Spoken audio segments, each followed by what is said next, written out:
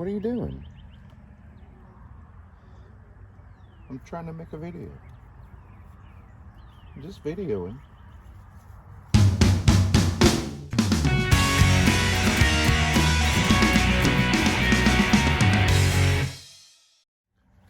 Earlier today we had, it was a cold front that passed through and it was pretty dicey there for a little while with storms and all.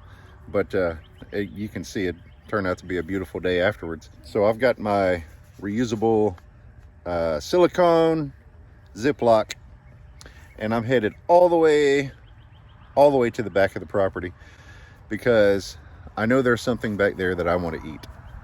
So I'm taking you guys along with us because I just got off of a video chat with North Shore Preparedness and he said that I was going to be in trouble if I didn't make a video to show you guys.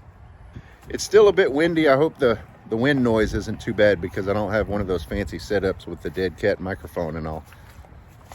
While I'm passing by the chicken coop, I need to fix this.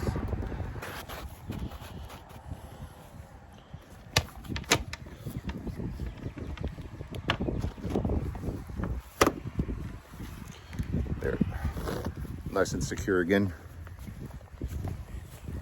So today's March, I think it's the 29th. Probably should have checked that. I always forget to check before I start a video. Anyway, it's the end of March and things are really green here in Southwest Louisiana. Right in here along this old fence line. And I know it's here because I came out here a couple of days ago and I saw these things. I've just got to find them. See, there's one I've already taken. Here's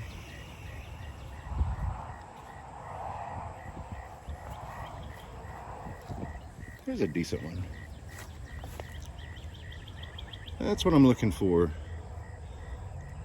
The soft tips of green briar. And these little guys, I'm gonna take about that much of it. They're very soft and easy to break off. This is like nature's asparagus.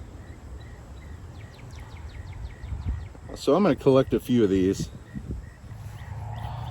and I'm gonna place them down in my Ziploc. There's another one there. I don't even really need the knife. I can just pinch it like that and break it.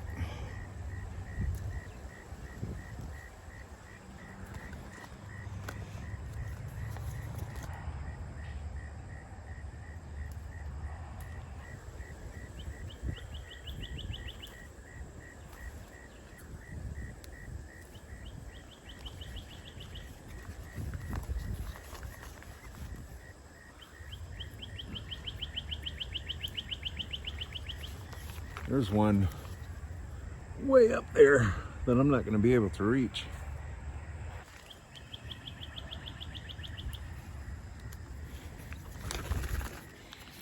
They come in different sizes.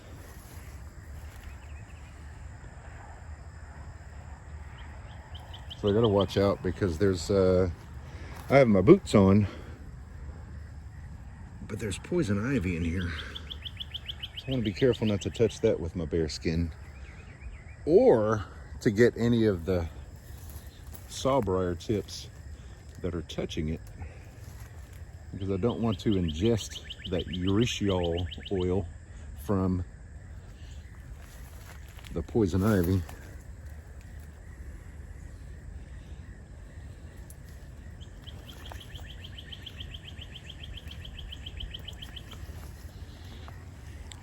There's some little bitty ones. I'm not going to bother with that. These are a bit small. That's a smaller vine. Let's see this here. I broke that one yesterday, so I can't take it. But that's that's a thicker vine. These are all different types of green briar, sawbriar, whatever you want to call it. It's Smilax is what I like to call it when I'm taking the edible bits off of it. Another thing we want to watch out for when we're walking around especially after a rain like this, is the snakes, because they may be out sunning themselves after a rain. I want to keep an eye out for them. There's one hiding in there.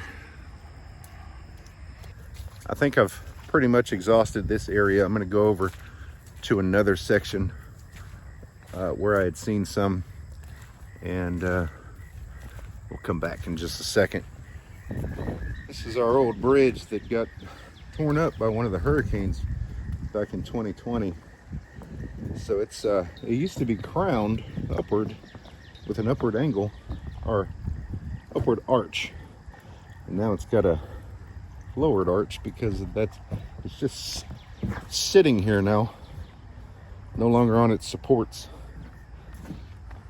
That's the bits of the support structure there. And with all the flooding we've had lately, there's a good bit of garbage that we've inherited from other people. So this clearing here is where we're planning to put the new bridge. And this is where I had found more of the Smilax. You see here, that's a small one. Don't know if I'm going to bother with that one. But this is the one right here that I've been waiting to pick. This guy right here. Nice big one.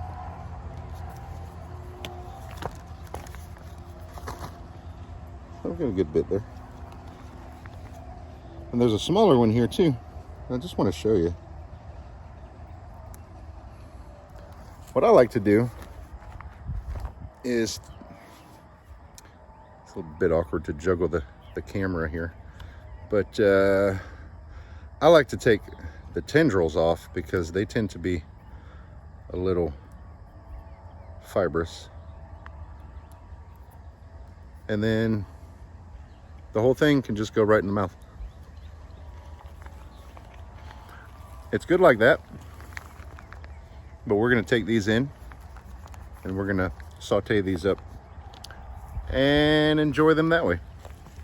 Now you might consider this cheating, but this is wild onion that we found recently, or last year, and we replanted it here in one of our raised beds. So I'm actually going to take a few pieces of this to add to my Smilax.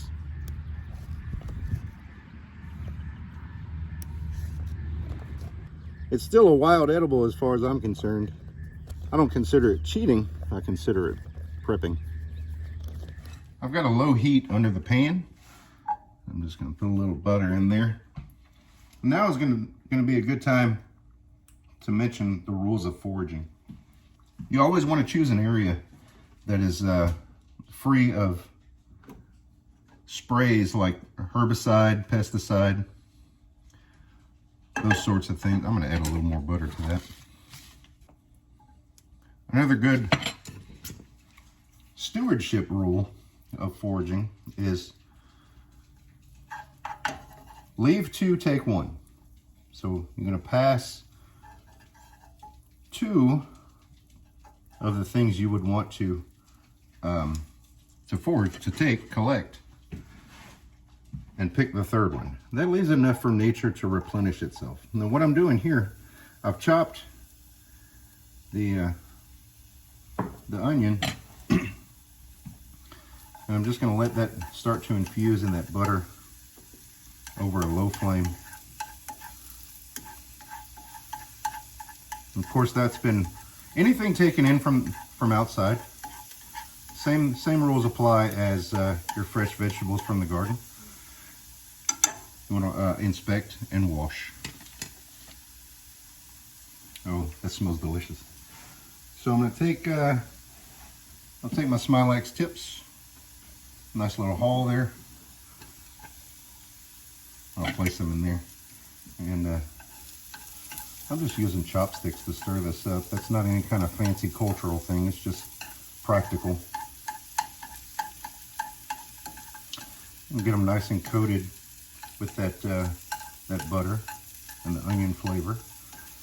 You don't want to leave them in there long, maybe maybe a minute, just to let them soften up and soak up that onion flavor. You could add garlic to this.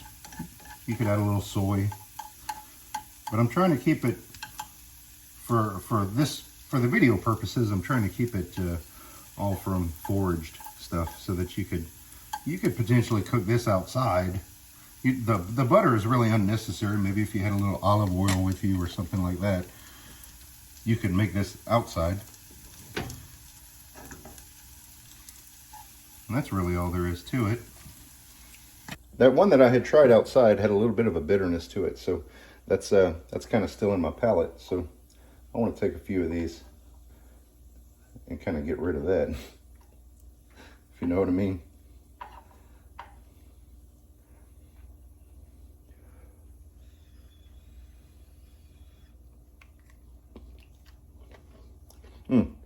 Much better. It tastes just like asparagus to me. So anyway, that's Smilax.